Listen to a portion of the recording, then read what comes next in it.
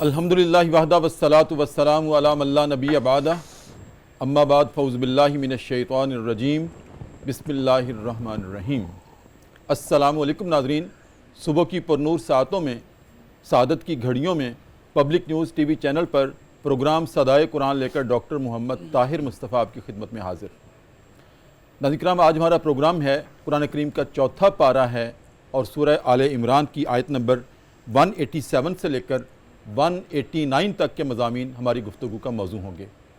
تو آئیے ناظرین کرام، سب سے پہلے آج کے سبق کی ہم تلاوت سماعت کرتے ہیں امام حرمین شریفین قاری عبد الرحمن السدیس کی آواز میں۔ بسم اللہ الرحمن الرحیم۔ اے ہمارے حبیب، ان اہل کتاب کو وہ عہد بھی یاد دلائیں جو اللہ نے ان سے لیا تھا کہ تمہیں کتاب کی تعلیمات کو لوگوں میں پھیلانا ہوگا، انہیں پوشیدہ نہیں رکھنا ہوگا، مگر انہوں نے کتاب کو پس پشت ڈال دیا اور تھوڑی قیمت پر اسے بیچ ڈالا۔ کتنا برا کاروبار ہے جو یہ لوگ کر رہے ہیں۔ اے ہمارے حبیب، آپ اور اہل ایمان یہ گمان نہ کریں کہ وہ عذاب سے بچ گئے، جو اپنے کرتوتوں پر آج خوش ہیں اور چاہتے ہیں کہ ان کے ایسے کاموں کی بھی تعریف کی جائے جو انہوں نے کیے ہی نہیں۔ حقیقت میں ان کے لیے دردناک عذاب تیار ہے۔ زمین اور آسمان کا مالک اللہ ہے اور اسے ہر چیز پر قدرت حاصل ہے۔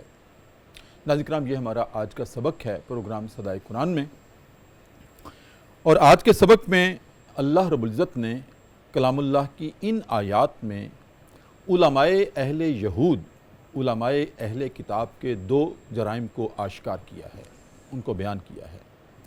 ایک جرم ناظرین کرام یہ تھا کہ اللہ رب العزت نے ان سے عہد لیا تھا کہ جو کتاب میں آپ کو دوں گا، جو منزل من اللہ ہدایات آپ کے سامنے اس کتاب میں آئیں گی، ان کو آپ نے لوگوں کے سامنے بیان کرنا ہے تاکہ وہ اپنے فکر و عمل کی اصلاح کریں۔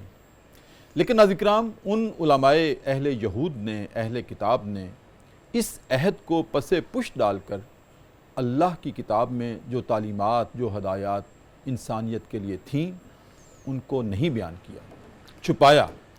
دنیاوی اغراض کی خاطر اور دنیاوی مفادات کی خاطر اللہ کے احکامات لوگوں کے سامنے بیان نہیں کیے۔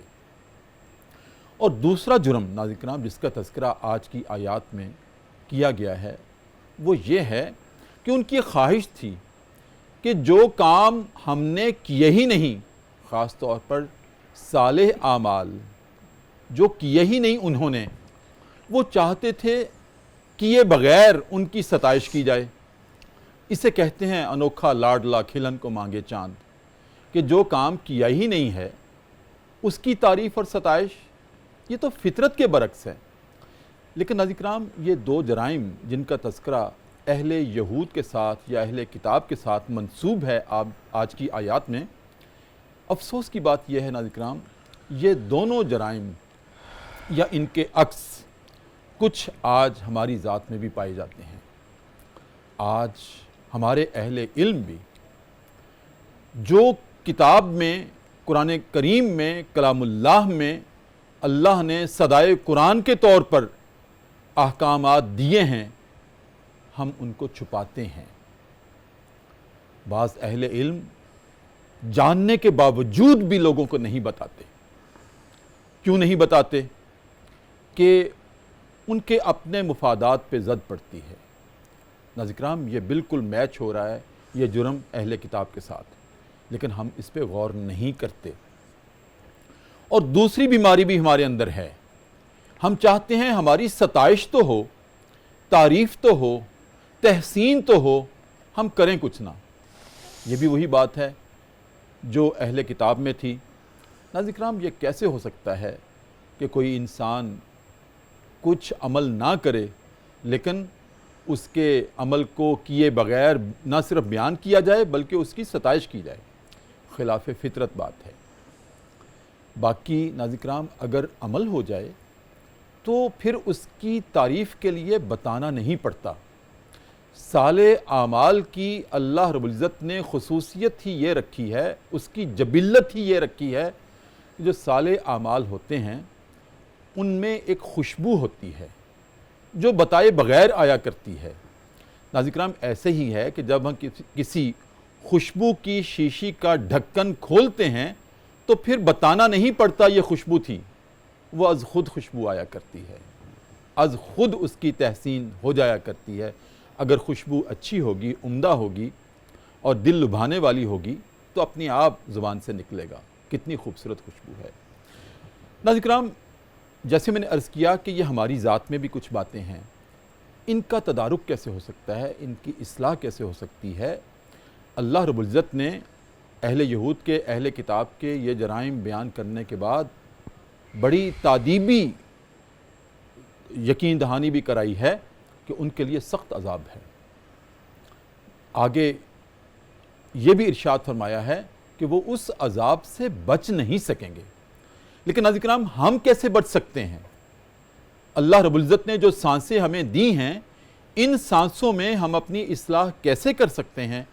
یہ آج پروگرام صدائے قرآن میں ہمارا موضوع ہے، اور اس موضوع پہ گفتگو کرنے کے لیے ناظرین کرام میری دائیں جانب جو شخصیت تشریف فرما ہیں، بڑے عرصے بعد آج تشریف لائی ہیں، ان سے گلہ بعد میں کروں گا۔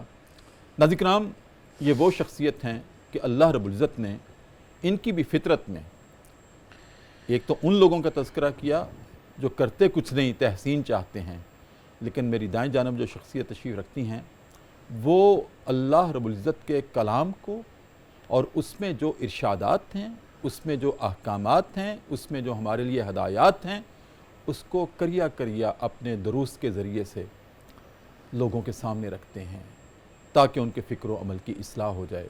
اسفار کرتے ہیں، آج بھی 2 جگہ سے، سیالکوٹ سے، گجرات سے سفر کرتے کرتے سیدھے ہمارے پروگرام میں پہنچے ہیں۔ ناظرین کرام، اللہ رب العزت نے جوانی میں ان کو قرآن کریم حفظ کرنے کی توفیق عطا کی، جوانی میں ان کو تقوی اور طہارت عطا کی۔ میری مراد ہے جناب ڈاکٹر حافظ ساجد اقبال۔ السلام علیکم ورحمۃ اللہ۔ وعلیکم السلام ورحمۃ اللہ۔ کیف الحال؟ الحمدللہ، خیریت سے ہیں؟ ناظرین کرام، میری بائیں جانب ایک مرتبہ پھر ہماری درخواست پہ تشریف لائے ہیں جناب مستنصر حسین رانجھا، جن کو میں سمجھتا ہوں کہ اللہ رب العزت نے ان کو بھی وہ خوشبو عطا کی ہے، وہ عطر عطا کیا ہے، وہ فطرت عطا کی ہے، وہ عقیدت عطا کی ہے، وہ محبت عطا کی ہے جس کی نسبت نبی کریم صلی اللہ علیہ وآلہ وسلم کے ساتھ ہے۔ کلام پیش کریں گے پروگرام کے آخر میں ان کو بھی خوش آمدید کہتا ہوں۔ السلام علیکم ورحمۃ اللہ۔ کیف الحال؟ خیریت سے ہیں؟ جناب ڈاکٹر حافظ ساجد اقبال، کیسے مزاج ہیں؟ جی الحمدللہ، آپ سنائیں۔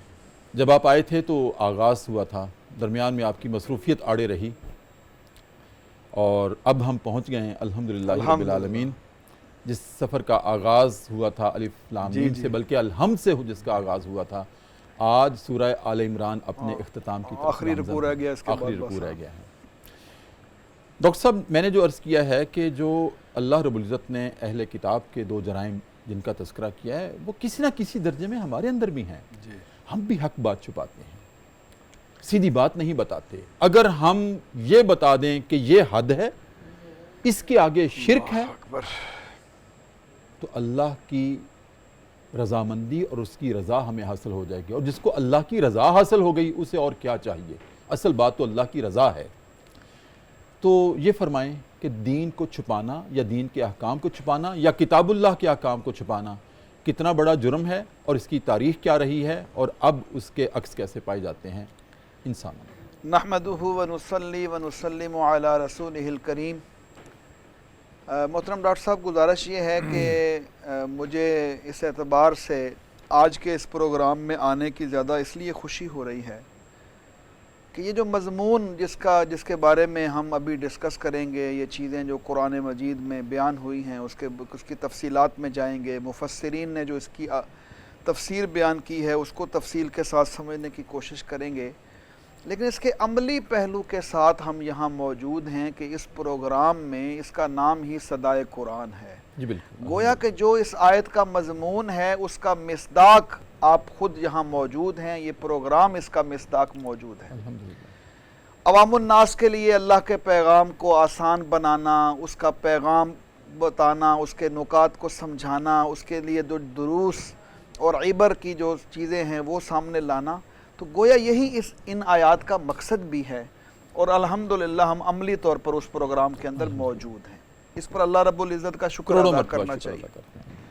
اب ہم آ جاتے ہیں یہ جو آیات کریمہ ہیں، اصل میں یہ جو آیات کریمہ کا محل ہے اس پر غور کرنے کی ضرورت ہے کہ یہ جو آیات ہیں 187، 88 اور 199 اور اس کے بعد ظاہر ہے 89، یہ جو 187 سے 189 تک آیات ہیں، اور اس کے بعد جو 11 آیات رہ جائیں گی اور اس کے بعد یہ سورہ مبارکہ مکمل ہو جائے گی۔ 200 آیات ہیں سورہ آل عمران کی۔ تو یہ جو یہاں پہ سورہ آل عمران کے گویا کے جو اصل مضامین ہیں ان کی تکمیل ہو رہی ہے، کیونکہ اگلا جو حصہ ہے وہ الگ نازل ہوا تھا، اور جب وہ حصہ نازل ہوا تھا تو رسول پاک صلی اللہ علیہ وسلم ساری رات سو نہیں سکے تھے ان آیات کو سن کر، اور صبح جب ان کو نماز کے لیے بلانے کے لیے ایک صحابی تشریف لے گئے تھے تو حضور علیہ الصلوۃ والسلام نے فرمایا تھا کہ یہ جو آیات مجھ پر نازل ہوئی ہیں انہوں نے مجھے ساری رات سونے نہیں دیا، اور یہ وہ آیات ہیں جو اگلے پروگرام میں شروع ہوں گی، جن کو آقا علیہ الصلوۃ والسلام کی ساری زندگی کا معمول تھا کہ حضور علیہ الصلوۃ والسلام جب تہجد کے لیے بیدار ہوتے تھے تو بستر پر بیٹھ کر ان آیات کی تلاوت فرمایا کرتے تھے۔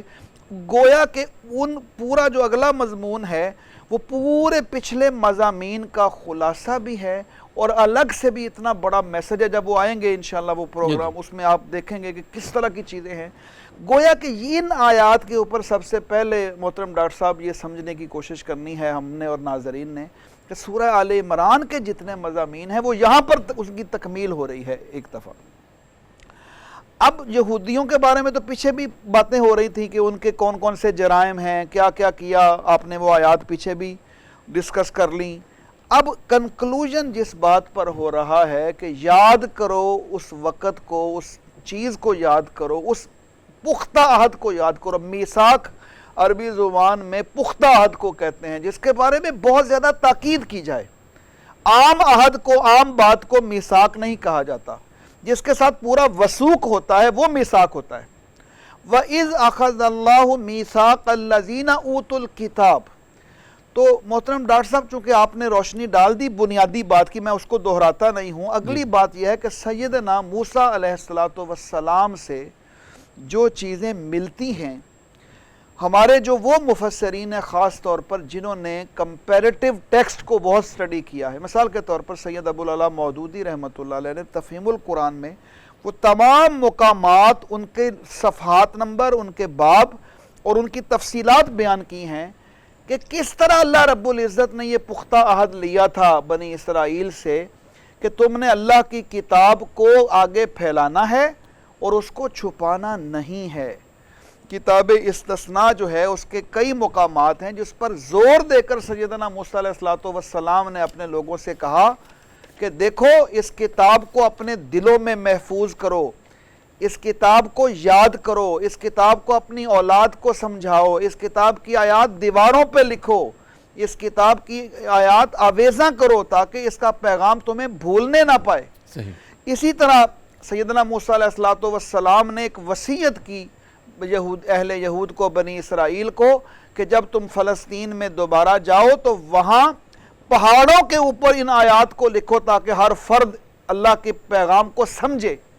اسی طرح اس کی مزید تفصیلات ہیں جو تفاسیر کے اندر موجود ہیں۔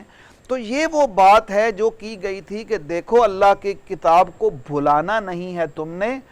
اس کتاب کی محترم ڈاکٹر صاحب ان الفاظ میں 3 دفعہ تاکید ہے۔ اہل لغت اور اہل مفسرین جو ہمارے ہیں وہ لکھتے ہیں کہ یہ جو لفظ ہے نا وَإِذْ أَخَذَ اللَّهُ مِيثَاقَ الَّذِينَ أُوتُوا الْكِتَابَ لَتُبَيِّنُنَّهُ لِلنَّاسِ، یہ تو لام جو ہے وہ بھی تاکید گیا ہے اور نون ثقیلہ جی بھی ہے وہ بھی تاکید کا ہے۔ صحیح۔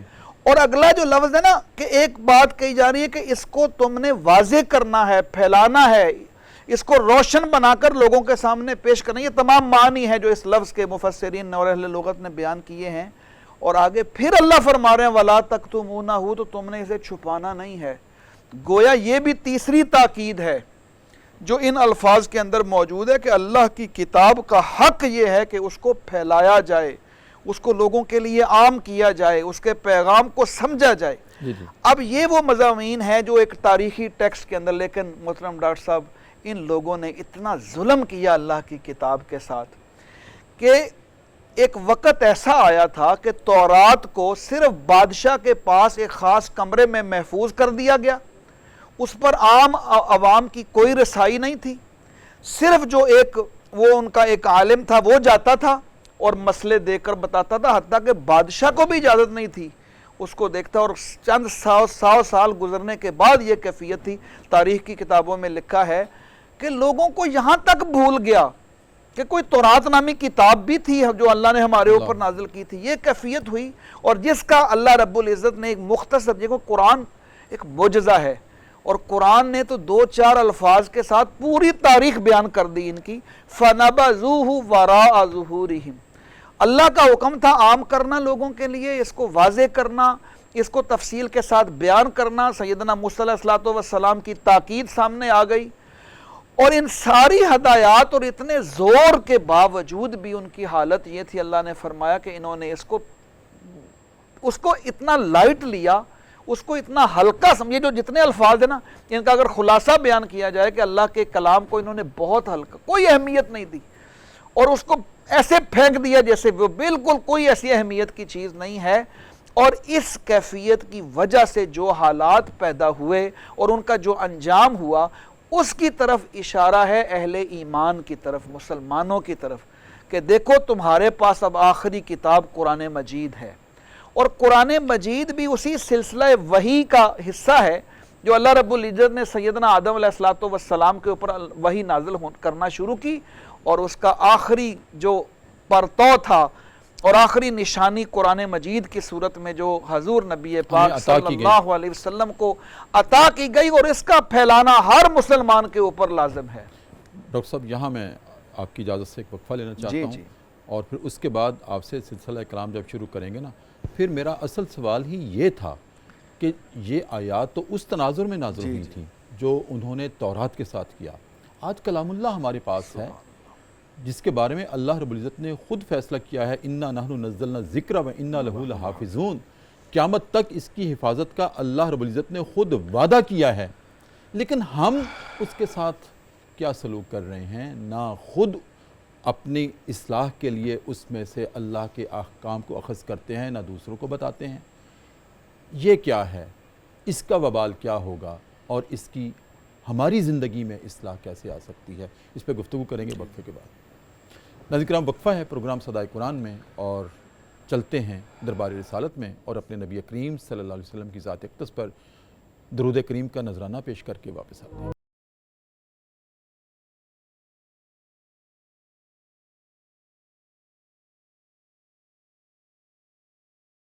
وقفے کے بعد ناظرین کرام دوبارہ آپ کی خدمت میں حاضر ہیں۔ صبح کی پرنور ساعتیں ہیں، public news T V channel ہے، ہمارا پروگرام ہے صدائے قرآن، اور آج الحمدللہ رب العالمین جو سفر ہم نے الحمد سے شروع کیا تھا آج پہنچا ہے۔ قرآن کریم کا 4تھا پارہ ہے، سورہ آل عمران ہے، اور آیت نمبر 187 سے لے کر 189 تک کے مضامین ہماری گفتگو کا حصہ ہیں۔ جناب ڈاکٹر حافظ ساجد اقبال شیخ، ڈاکٹر صاحب میں نے عرض کیا تھا کہ آج کی آیات کا خاص طور پر تناظر تو اہل یہود کے ساتھ منسوب ہے، لیکن وہی جبلتیں اور وہی جو ان کی عادتیں تھیں وہ ہماری ذات میں بھی آج پائی جاتی ہیں۔ کیوں ایسا ہے؟ آج کلام اللہ کو ہم نے بھی تو ویلوٹ کا غلاف چڑھا کر اوپر رکھ دیا ہے، اور سال بعد رمضان المبارک کا مہینہ آتا ہے، ہم نیچے اتارتے ہیں، مٹی جھاڑتے ہیں، اور ایک سپارہ روز پڑھ کے اور اپنے آپ پر پھونک مارتے ہیں اور دعا کرتے ہیں، اور بڑے فخر سے کہتے ہیں میں نے رمضان میں قرآن کریم کو ختم کر دیا ہے۔ کیا اثر ہوا؟ نہ اپنے دل میں اترا، نہ ہم نے سمجھا، نہ عمل کیا، نہ لوگوں کو بتایا۔ محترم ڈاکٹر صاحب اگر آپ اجازت دیں تو میں اس سوال کا جواب جو ہے وہ قرآن مجید کی سورہ الفرقان کی آیت نمبر 30 کی روشنی میں دینا چاہوں۔ اعوذ باللہ من الشیطان الرجیم، بسم اللہ الرحمن الرحیم۔ وقال الرسول یا رب ان قوم اتخذوا هذا القرآن مہجورا۔ یہ سورہ الفرقان کی آیت نمبر 30 ہے، جس میں اللہ رب العزت یہ فرما رہے ہیں کہ قیامت کا دن ہوگا اور محمد کریم صلی اللہ علیہ وسلم مقدمہ پیش کریں گے اللہ کی عدالت میں، اللہ اکبر، اور وہ اس مقدمے کا موضوع ہوگا قرآن۔ وقال الرسول یا ربی ان قومی اتخذوا ھذا القرآن مہجورا، میری قوم نے قرآن کو چھوڑ دیا تھا۔ اللہ اکبر۔ اب ذرا اندازہ لگائیں کہ جب رسول اکرم صلی اللہ علیہ وسلم، جن سے عقیدت محبت کی کوئی لمٹ نہیں ہوتی اہل ایمان کے لیے، اور ہونی بھی نہیں چاہیے، وہ اللہ کی بارگاہ میں اگر یہ مقدمہ پیش کریں کہ اے اللہ میں ان لوگوں کے خلاف مقدمہ پیش کرتا ہوں، میں مدعی بنتا ہوں آپ کی عدالت میں جنہوں نے قرآن کو چھوڑا تھا، تو اگلے والے مناظر کی بات کرنے کی ضرورت نہیں ہے کہ کیا ہوگا پھر۔ بالکل۔ اس کا مطلب یہ ہے کہ آج ہم جو قرآن کے ساتھ سلوک کر رہے ہیں یہ وہی ہے جو اہل یہود نے اور تاریخ میں ہوا۔ ہمیں غور کرنا ہے ہم کیا کر رہے ہیں اس قرآن کے ساتھ۔ یہ قرآن اس لیے تھوڑا آیا تھا کہ نہ اس کی تجوید کو سمجھا جائے، نہ اس کو صحیح پڑھا جائے، نہ اس کے مضامین پر غور و فکر کیا جائے، نہ اس کا نظام نافذ کیا جائے، نہ اس سے چیزیں اخذ کی جائیں۔ قرآن کے بارے میں خود قرآن یہ کہتا ہے کہ یہ وہ قرآن ہے جو طبیان لکل شیء ہے، جس میں اللہ نے ہر چیز بیان کر دی۔ ہر چیز کا بیان سے مفسرین لکھتے ہیں کہ ہر وہ چیز جس میں انسان کا فائدہ ہے وہ بیان ہو گئی، ہر وہ چیز جس میں انسان کا خسران ہے وہ بھی بیان ہو گئی، وہ بھی بیان ہو گئی۔ اب جب ہر چیز قرآن میں ہے اور قرآن کے ساتھ یہ رویہ اور یہ سلوک ہو کہ اس کو ہماری پورے سال گزر جائیں، مہینے گزر جائیں۔ محترم ڈاکٹر صاحب آپ نے فرمایا نا جب کہ وہ رمضان میں پڑھتے ہیں، اب تو نعوذ باللہ ڈر لگتا ہے یہ بات کہتے ہوئے کہ رمضان میں پڑھنے والے بھی لوگ تھوڑے رہ گئے۔ رمضان میں بالکل۔ اب اندازہ لگائیں یہ اہمیت دی ہم نے اس قرآن کو، ہر چیز ہو رہی ہے۔ اس قرآن کے ساتھ جو ایک رویہ ہمارا ہونا چاہیے تھا، ان آیات سے سبق یہ ملتا ہے کہ ہم اب اس رویے پر غور کریں، اس قرآن سے زندہ تعلق ہونا چاہیے۔ جیسا کہ علامہ اقبال نے اس موضوع پر جو اشعار کہے ہیں نا محترم ڈاکٹر صاحب، جی، وہ اتنے جاندار ہیں کہ بندہ کہتا ہے اس کو پڑھتا رہے۔ کہ جیسے کہ علامہ اقبال نے فرمایا کہ خدا تجھے کسی طوفان سے آشنا کر دے کہ تیرے بحر کی موجوں میں اضطراب نہیں، تجھے کتاب سے ممکن نہیں فرار کہ تو کتاب خواں ہے مگر صاحب کتاب نہیں۔ کتاب خواں ہے، پڑھنے والا ہے، صاحب کتاب نہیں۔ محترم ڈاکٹر صاحب یہ اس قرآن کے اندر تو خزانے ہیں۔ یہ قرآن اتنی بابرکت چیز ہے کہ اسے صرف دیکھا جائے تو برکت ملتی ہے، اور جب اس کو کھولا جائے گا، اس کو پڑھا جائے گا، الحم سے والناس اس کے مضامین پر غور و فکر کیا جائے گا، تو اس کے اندر تو اتنی چیزیں ہیں، زندگی ہے۔ جیسا کہ امام مالک رحمۃ اللہ علیہ اکثر یہ بات فرمایا کرتے تھے کہ اس امت کے آخری حصے کی اصلاح اسی چیز سے ہوگی کہ جس سے اس امت کے اولین حصے کی اصلاح ہوئی تھی، اور وہ قرآن مجید ہے۔ اس قرآن مجید کو رسول اکرم صلی اللہ علیہ وسلم کے قلب اطہر پر نازل ہوا ہے۔ وَإِنَّهُ لَتَنزِيلُ رَبِّ الْعَالَمِينَ نَزَلَ بِهِ الرُّوحُ الْأَمِينُ عَلَىٰ قَلْبِكَ، اور حضور علیہ الصلوۃ والسلام نے اس کا پیغام کیسے پہنچایا ہے، کیونکہ دیکھیں نمونہ تو رسول اکرم صلی اللہ علیہ وسلم کی ذات گرامی ہے۔ لَقَدْ كَانَ لَكُمْ فِي رَسُولِ اللَّهِ أُسْوَةٌ حَسَنَةٌ لِمَنْ كَانَ يَرْجُو اللَّهَ وَالْيَوْمَ الْآخِرَ وَذَكَرَ اللَّهَ كَثِيرًا۔ محترم ڈاکٹر صاحب سیرت کی کتابوں میں ایک واقعہ لکھا ہے کہ حضور علیہ الصلوۃ والسلام دعوت دے کر گھر تشریف لائے اور اتنی تھکاوٹ ہو چکی تھی کہ بخار کی حالت تھی۔ پیچھے سے ایک قاصد آتا ہے اور بتاتا ہے کہ ایک نیا قافلہ آیا ہے کسی قبیلے کا، اور اس نے مدینے کے نواح میں پناہ لی ہے اور صبح اس نے روانہ ہو جانا ہے۔ حضور علیہ الصلوۃ والسلام اسی حالت میں اپنے گھر سے چل پڑتے ہیں ان کو دعوت دینے کے لیے، ان تک اللہ کا پیغام پہنچانے کے لیے۔ گھر والے روکتے ہیں ازواج مطہرات کہ یا رسول اللہ صلی اللہ علیہ وسلم آپ کی صحت ٹھیک نہیں، بخار کی حالت ہے۔ تو حضور علیہ الصلوۃ والسلام اس کے جواب میں فرماتے کیا ہیں کہ دیکھیے کہ اگر قیامت والے دن انہوں نے مقدمہ پیش کر دیا کہ ہم تک دعوت نہیں پہنچی تو اس کا جواب کون دے گا؟ میں محمد ذمہ دار ہوں گا اس وقت، کون جواب دے گا؟ بے شک میری طبیعت ناساز ہے لیکن میں اپنی ذمہ داری کو پوری کرنے کے لیے ابھی جاؤں گا، صبح تو یہ قافلہ جا چکا ہوگا۔ یہ ایک چھوٹی سی مثال ہے۔ حضور علیہ الصلوۃ والسلام کی پوری زندگی اسی دعوت کو کس طرح قرآن نے نقشہ کھینچا ہے، لعلک باخع نفسک الا یکونوا مؤمنین، کہ محمد صلی اللہ علیہ وسلم اپنے نفس کو ہلاک کر لیں گے اس غم میں کہ یہ ایمان کیوں نہیں لاتے۔ فلعلک باخع نفسک علی آثارہم ان لم یؤمنوا بہذا الحدیث اسفا۔ یہ ایک ہی مضمون کو اللہ رب العزت نے کتنے خوبصورت پیرائے کے اندر اپنے محبوب کی شان بیان فرمائی ہے کہ محمد صلی اللہ علیہ وسلم اپنے آپ کو کیوں ہلاکت میں ڈال رہے ہیں اس غم میں کہ یہ لوگ مسلمان کیوں نہیں ہوتے۔ آقا علیہ الصلوۃ والسلام نے اس قرآن کو کیسے لوگوں تک پہنچایا۔ قرآن اعلان کرتا ہے کہ حضور علیہ الصلوۃ والسلام نے فرمایا وَأَنْ أَتْلُوَ الْقُرْآنَ، میرا کام یہ ہے کہ میں قرآن کی تلاوت کروں۔ سبحان اللہ۔ اور قرآن جا بجا نقشے کھینچتا ہے کہ یتلو علیہم آیاتہ، یتلو علیہم آیاتی کا قرآن الفاظ بدل کر یہ سارے نقشے کھینچ رہے ہیں۔ اور حضور علیہ الصلوۃ والسلام نے یہ قرآن اور اللہ کا پیغام کس طرح پہنچایا ہے، اور انہی سے سیکھ کر حضرات صحابہ کرام رضوان اللہ علیہ مجمعین نے کس طرح پہنچایا ہے۔ اور ان محترم ڈاکٹر صاحب آج ہمارے سارے مسائل کی وجہ بھی یہ ہے کہ وہ معزز تھے زمانے میں مسلمان ہو کر، اور تم خار ہوئے تارک قرآن ہو کر۔ اس قرآن سے اگر لو لگائیں، آج بھی موقع ہے، یہ آیات ہمیں سکھا رہی ہیں بالکل کہ ہم توجہ کریں اس کی طرف کہ یہ سب سے اہم کام ہے۔ جی بالکل، یہیں پر حافظ صاحب رکتے ہیں، اور آج کے ہی سبق میں اللہ رب العزت نے یہ بھی ارشاد فرمایا ہے کہ جنہوں نے احکام دین کو چھپایا وہ یہ گمان نہ کریں کہ وہ عذاب سے بچ جائیں گے۔ اگر ہم ایک لمحے کے لیے اس کا تناظر ماضی کے ساتھ جوڑیں کہ وہ اہل یہود، وہ علماء اہل کتاب جنہوں نے اللہ کی کتاب کی باتوں کو چھپایا، وہ یہ گمان کرتے ہیں کہ ہم بچ جائیں گے۔ اللہ نے واضح کر دیا بچ نہیں پائیں گے۔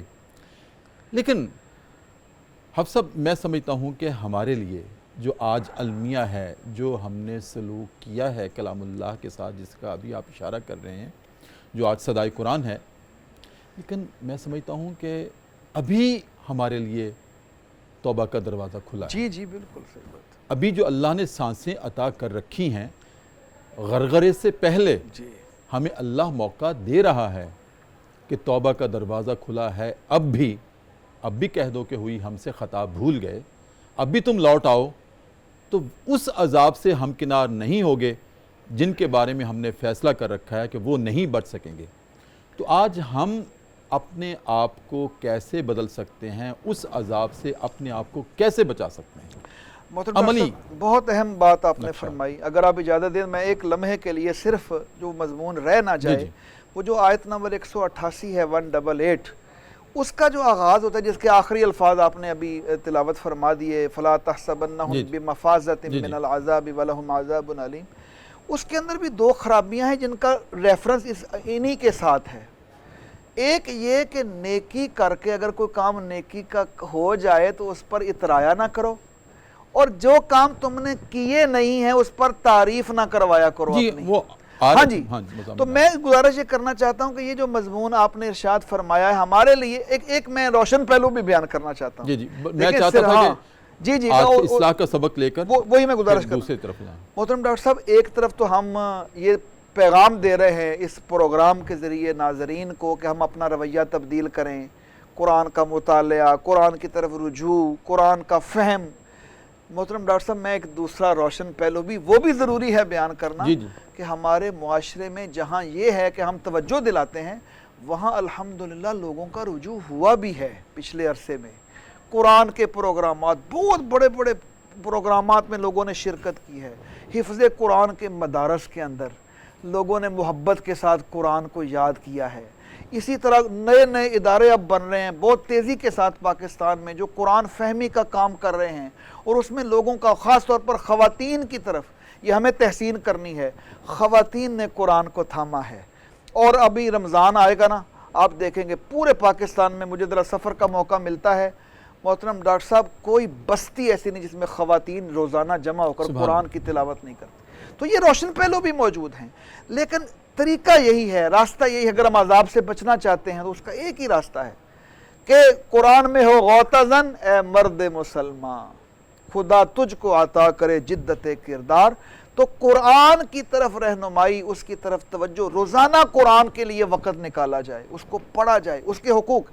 उलमा ने 5 हुकूक कुरान के बयान फरमाए हैं, अगर वो हम आज पल्ले बांध लें तो ये सारी आयात का सारा हासिल हमें हासिल हो जाएगा। वो क्या है कि पहला हक कुरान का ये है कि इसको पढ़ा जाए, दूसरा हक ये है कि इसको समझा जाए, तीसरा हक ये है कि इस पर अमल किया जाए, चौथा हक ये है कि इसको आगे फैलाया जाए, पांचवा हक ये है कि कुरान जो निज़ाम देता है उसको नाफिज किया जाए। सुभान अल्लाह। ये पांचों हुकूक अगर हम देख लेंगे और हम इस पर गौर करेंगे और अमल करेंगे तो मेरा ये ख्याल है कि वो निजात का रास्ता हमारे लिए बिल्कुल ओपन है इस टाइम। बिल्कुल ठीक। हफ़ साहब एक वक्फ़ा है, दोबारा आपकी इजाज़त से। नाज़िर-ए-किराम, प्रोग्राम सदाए कुरान दोबारा वक्फ़ा है और वक्फ़े में हम एक मरतबा फिर चलते हैं दरबार रिसालत में और अपने नबी करीम सल्लल्लाहु अलैहि वसल्लम के साथ वालिहाना मोहब्बत का इजहार करते हुए दरूद करीम का नजराना पेश करते हैं और वापस आते हैं।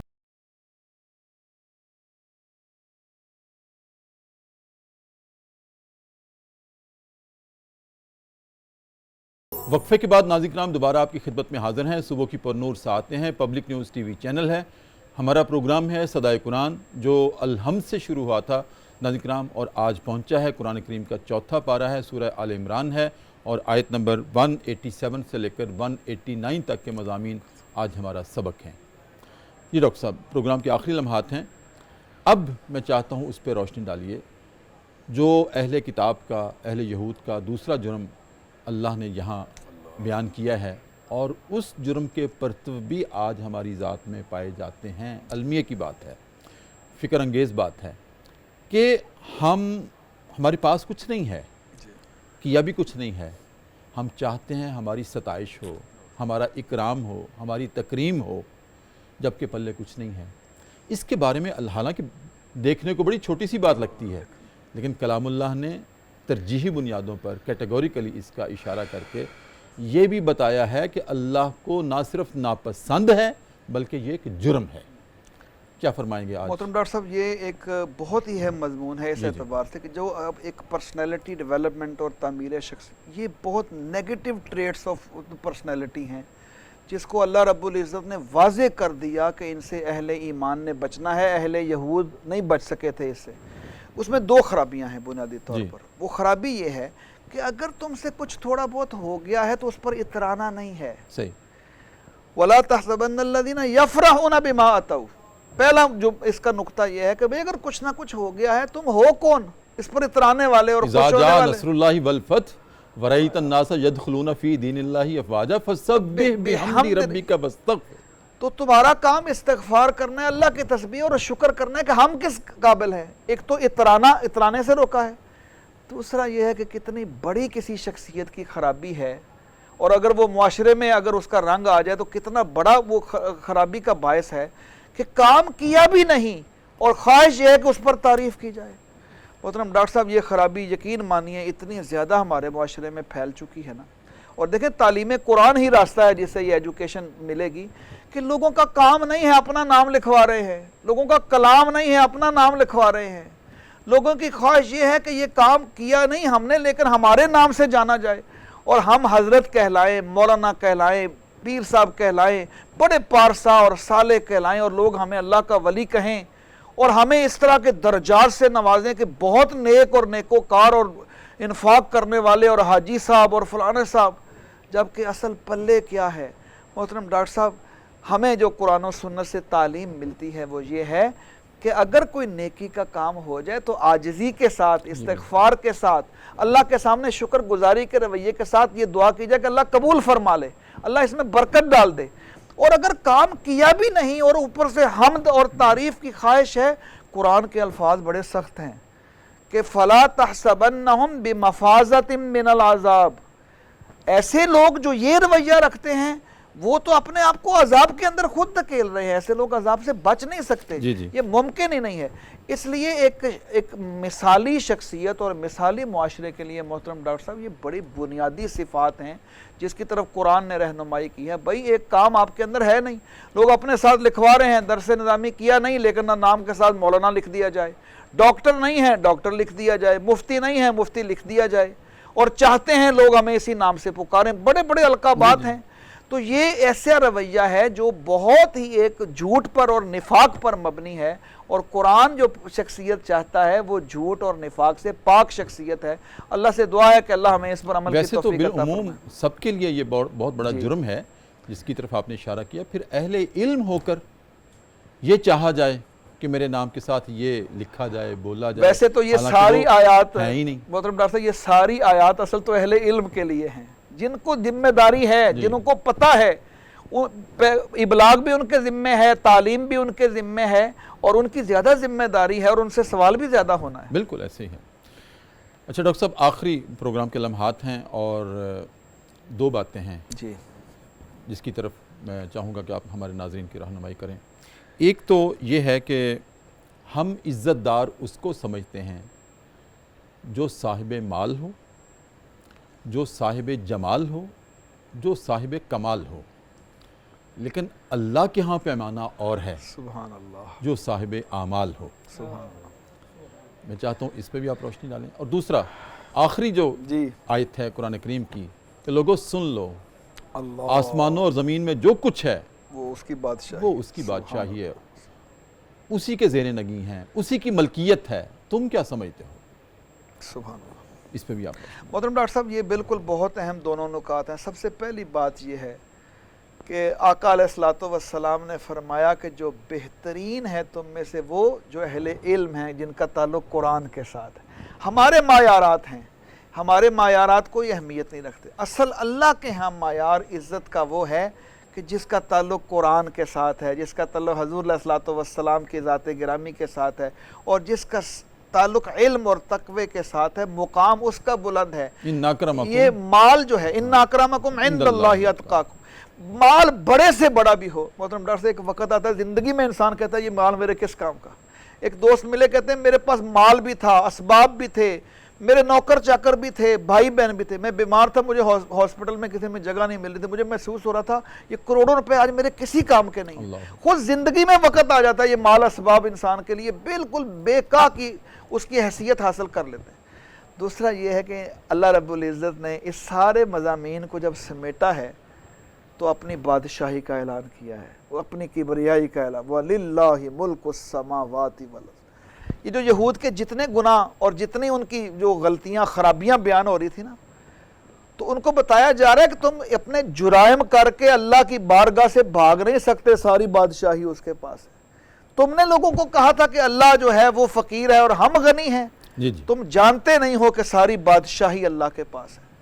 اور یہ جو الفاظ ہیں مختصر ہے، لیکن اللہ کی کبریائی جو اصل ایمان اور اسلام کے اندر روزانہ 5 دفعہ اللہ اکبر کی صدائیں مسجدوں سے بلند ہوتی ہیں، اور اللہ اکبر کی صداؤں کے ساتھ ہم اعلان کرتے ہیں کہ ہم نماز کی حالت میں اللہ سے باتیں کرنے جا رہے ہیں۔ اللہ رب العزت نے اعلان فرمایا کہ دیکھو ساری بادشاہی اسی اللہ کے پاس ہے۔ اس لیے اللہ کی ذات بابرکات اور اللہ کی ذات کا جلال اور اس کی صفات، اس کے اختیارات، اس کی توحید، یہ سارے تصورات کو ہمیشہ ذہن نشین کیا کرو۔ اگر ان کا جتنا استحضار ہوگا کہ اللہ کی بادشاہی ہے اور اللہ جو چاہتے ہیں وہی ہوتے ہیں، پھر ہی تمہارے سارے تصورات اور عقائد اور اعمال درست ہوں گے، کیونکہ اصل تو صاحب عمل کی بات ہے، عجز پیدا ہوگا، اسی سے انکساری پیدا ہوگی، حقیقت سامنے رہے گی۔ یہ تصور، اگر اللہ کا تصور، اللہ کے رسول اکرم صلی اللہ علیہ وسلم کا تصور، یہ سامنے، اور آخرت، یہ تین ہی بنیادی باتیں جن پر قرآن نے رہنمائی کی ہے، توحید، رسالت اور آخرت، اور انہی کا پر تو یہ والے الفاظ ہیں جس پر آج کے مضامین کا اختتام ہو رہا ہے۔ اب سب بہت شکریہ آپ کی آمد کا، ماشاءاللہ آپ نے جس طرح سے ہمارے ناظرین کی رہنمائی کی ہے، میں سمجھتا ہوں کہ ساری باتیں کھل کے سامنے آ گئی ہیں۔ ناظرین کرام، پروگرام صدائے قرآن کے اختتام کا وقت ہے۔ میں جو پوری گفتگو کا خلاصہ ہے وہ بس اس طرح سے سامنے رکھوں گا جو ڈاکٹر حافظ ساجد اقبال نے ہمارے سامنے بات رکھی کہ نبی کریم صلی اللہ علیہ وآلہ وسلم جو کہ ہمارے لیے ماڈل ہیں، نمونہ ہیں پوری کائنات کے لیے، لَقَدْ كَانَ لَكُمْ فِي رَسُولِ اللَّهِ أُسْوَةٌ حَسَنَةٌ، کہ لوگوں سن لو، میرے نبی کی زندگی آپ کے لیے نمونہ ہے۔ تو آپ کی طبیعت ناساز تھی، بخار کی کیفیت تھی، پھر بھی اللہ کا کلام لوگوں کو سنانے کے لیے اور تعلیمات دینے کے لیے، اس کے احکامات پہنچانے کے لیے آپ کمر بستہ تھے۔ اور جب ارشاد فرمایا گیا حضرت عائشہ صدیقہ رضی اللہ تعالیٰ عنہ سے، حفصہ جی انہوں نے کہا تھا کہ یا رسول اللہ آپ کی طبیعت ناساز ہے، تو اس کے باوجود آپ نے کہا عائشہ اگر اللہ نے مجھ سے پوچھ لیا کہ وہ لوگ محروم رہ گئے، اگر انہوں نے اللہ کی عدالت میں مقدمہ کر دیا تو میں کیا کہوں گا، مجھے اللہ کا کلام پہنچانا ہے۔ یہی ناظرین کرام اسی سے آغاز ہوا تھا کہ اہل یہود اور علماء یہود ان کی یہ عادت رہی، ان کا یہ وتیرہ رہا کہ جو اللہ نے ان کو تورات میں عطا کیا تھا، زندگی کا دستور العمل اور کوڈ آف لائف، انہوں نے نہ صرف اس کو خود نظر انداز کیا بلکہ آگے بھی نہیں پہنچایا۔ آج خود ہم اپنا احتساب کریں کہ ہم خود آج اپنی کتاب میں جو اللہ نے ہمیں عطا کیا ہے، جو صدائے قرآن ہمیں دی ہے، ہم نے کبھی اس پر غور کیا ہے اور پھر اپنی زندگی کو سنوارا ہے؟ جو جواب آئے اس کے مطابق پھر آپ اپنی اصلاح کر لیجئے۔ ناظرین کرام اسی کے ساتھ ہی آج پروگرام صدائے قرآن ہم ختم کرتے ہیں۔ اپنے میزبان ڈاکٹر محمد طاہر مصطفیٰ کو اجازت دیجیے، اپنا بہت خیال رکھیے، اور اب میں گزارش کرتا ہوں جناب مستنصر حسین رانجھا سے کہ اپنی خوبصورت آواز میں نبی کریم صلی اللہ علیہ وآلہ وسلم کی محبت کے رچاؤ کے ساتھ کلام پیش کریں۔ اپنے دامان شفاعت میں چھپائے رکھنا، اپنے دامان شفاعت میں چھپائے رکھنا، میرے سرکار میری بات بنائے رکھنا، میرے سرکار میری بات بنائے رکھنا۔ میں نے مانا کہ نکما ہوں مگر آپ کا ہوں، میں نے مانا کہ نکما ہوں مگر آپ کا ہوں، اس نکمے کو بھی سرکار نبھائے رکھنا، اس نکمے کو بھی سرکار نبھائے رکھنا۔ تیرا کہلاتا ہوں تو لوگ مجھے جانتے ہیں، تیرا کہلاتا ہوں تو لوگ مجھے جانتے ہیں، تیرا ہوں میں مجھے اپنا ہی بنائے رکھنا، تیرا ہوں میں مجھے اپنا ہی بنائے رکھنا۔ آپ یاد آئیں تو پھر یاد نہ آئے کوئی، آپ یاد آئیں تو پھر یاد نہ آئے کوئی، غیر کی یاد میرے دل سے بھلائے رکھنا، میرے سرکار میری بات بنائے رکھنا، اور ان کے ہو جاؤ تو ہر چیز انہی سے مانگو،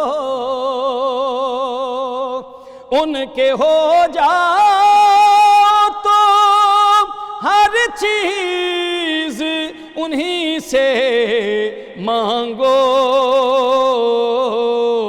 خیر کی یاد میرے دل سے بھلائے رکھنا، میرے سرکار میری بات بنائے رکھنا۔